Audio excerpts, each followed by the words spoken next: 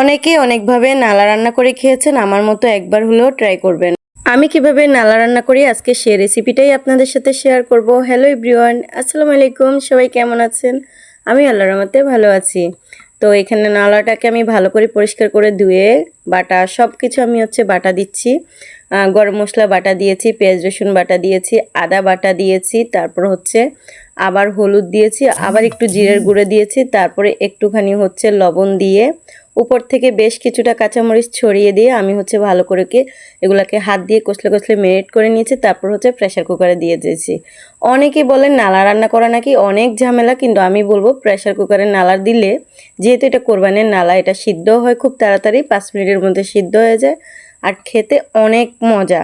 আমরা অনেকে লাকির চুলাতে দিয়ে দীর্ঘ সময় অবধি এটাকে জাল করতে থাকি। আমার মনে হয় ওই ঝামেলার থেকে প্রেসার কুকারে দিয়ে ঝটপট করে রান্না করে ফেলা অনেক ভালো। এই যে দেখেন আমার নলা একদম পুরো রেসিপিটাই মানে দেখিয়েও ফেলেছি, শেষও হয়ে গেছে, এতটা লোভনীয় দেখাচ্ছে। দেখেন 5 মিনিটের মধ্যে ডাক দিয়ে দিয়েছে। যাই হোক, এই যে দেখেন আমি এই ঝোলটাকে একটু ঘন করব। এখানে অনেকে টক দেয়, তো আমার টকটা ভালো লাগে না, আমার ফ্যামিলিতে অনেকেই টক পছন্দ করে না, যার কারণে আমি নলার ঝোলটাকে আরেকটু ঘন করব। সেজন্য আমি এখানে 1 চামচ কর্নফ্লাওয়ার দিয়ে দিয়েছি। এটাকে দিয়ে ভালো করে গুলিয়ে এখন আমি নলার মধ্যে ঢেলে দিব। নলার মধ্যে ঢেলে দিলে ঝোলটা অনেক বেশি ঘন হয়ে যাবে। এই যে দেখেন আপনারা নিজেরাই মানে দেখতে পাচ্ছেন কতটা ঘন হয়ে গেছে।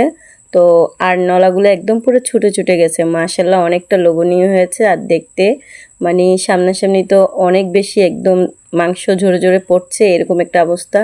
খুবই মজা। আমার হাতে নলা কিংবা গরুর কোনো কিছু আমি রান্না করলে সবাই বলে অনেক বেশি মজা হয়।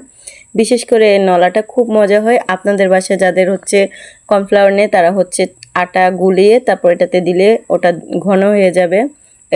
নলাতে ঢেলে দিলে নলার ঝোলটা ঘন হয়ে যাবে। এই পর্যায়ে আমি একটু বাগার দেব। বাগার দেওয়ার জন্য আমি এখানে কিছুটা জিরে দিয়ে দিয়েছি, আর বেশি করে পেঁয়াজকে একটু লাল করে মাংসের মধ্যে মানে নলার মধ্যে ঢেলে দিয়েছি। সরি, বরবর শুধু ভুল হচ্ছেন, মাংস মাংস বলছি। এরপর যে দেখেন আমার নলাটা হয়ে গেছে, আর নলার কালারটা দেখেন জাস্ট ওয়াও, আর ঝোলটা এত পরিমাণ ঘন হয়েছে।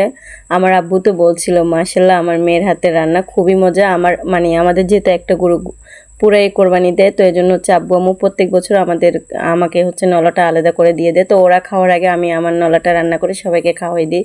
তো সবাই আমার নলাটা অনেক বেশি প্রশংসা করেছে, মাশাআল্লাহ প্রত্যেক বছরই করে, এটা নতুন কিছু না। তো যাই হোক, আপনাদের কার কার নলা পছন্দ কমেন্টে জানাবেন। আমার কিন্তু খুব নলা খেতে ভালো লাগে। না সরি, নলা খেতে ভালো লাগে না, নলার এই যে এগুলো রাবারের মতো এগুলো যখন নরম হয়ে যায় তখন আমার ভীষণ ভালো লাগে।